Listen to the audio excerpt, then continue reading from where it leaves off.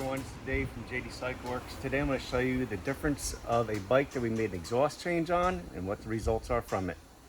Okay, so here's what we got out of this Sport Glide here with its exhaust and throttle body change with this 124. Take a look at this. With the big radius exhaust, I had 140 foot-pounds of torque, end up with 145 foot-pounds of torque, and the horsepower went from 118 to 140. By making that change to the Horsepower Inc. 2-to-1 exhaust and the Horsepower Inc. 62mm throttle body. So it's amazing how the exhaust pipe will shape this power curve here, but the big radius comes on earlier, and also the smaller throttle body is going to hit harder. You can see out here it came out of the hole very similar, but then at 2,500 RPMs it kind of dips down a little bit to 3,000 RPMs and kind of catches it right here at 3,700 RPMs and just takes on and takes off from there. So it's a great representation of how exhaust systems and throttle bodies affect your power curve. Those are the only two things we changed on this particular bike, and yes, I did tune it both times. So this is real answers on the before and after of it, and we give it the best of what it's got. It's just interesting to see that when you do a performance build, you need to choose your exhaust system wisely if you really want to get the maximum power out of it. Or if you just want to gobs a low end torque and you don't care about over here, and you're not going to be very disappointed when I tell you you spent all the money, you only got 118 horsepower, then that's just fine. One more thing to show you guys that I see every day here.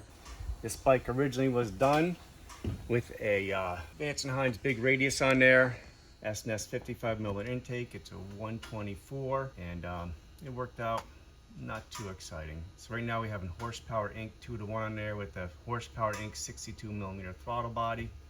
This is what we have right now. It's 145 foot-pounds of torque, 140 horsepower. Let's see what I had with the big radius pipe on there and the 55mm intake. Let me go find that. Now look at this. Here's what change we got. 114 torque to 145 foot-pounds of torque. Horsepower went from 105 to 140. Look at that change. That there is Vance Hines big radius on here with the stock throttle body, S&S 55mm intake. This bike does have stock heads. It's a 124 inch. It has a TTS 250 cam in it. Now we went to the HPI 2-to-1. It just gets up and goes now, and that 62mm throttle body, which definitely helped out. Look at that change. This here just kind of show you guys that, you know, if you build your bikes for looks and you gotta have that pipe, that 2-to-2 pipe, or that spaghetti built pipe that looks like a bunch of rolled up tubing into a spaghetti ball, now you're going to give up power. You're going to spend all that money to build this big cubic inch engine, and you're going to end up with something to be very disappointed with. It's so important to surround your engine package with an exhaust system that works correctly. This way you can be happy with the results and really give the bike the power it's allowed to give you.